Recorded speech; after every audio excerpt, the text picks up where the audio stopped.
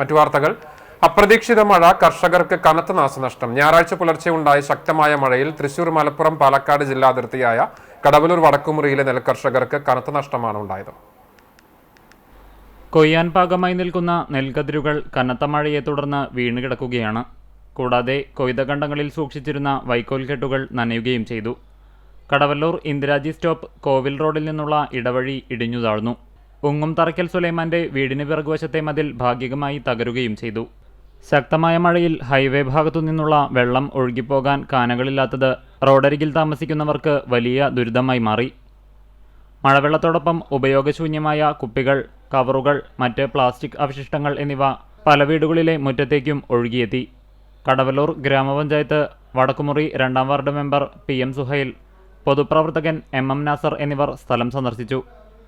Kadavallur service സഹകരണ ബാങ്കിന് സമീപം പുതുതായി നിർമ്മിച്ച കാനയുടെ സമീപത്തെ മണ്ണു താഴ്ന്നതിനെ തുടർന്ന് ഇതുവഴിയെത്തിയ കാർ താഴ്ന്നു.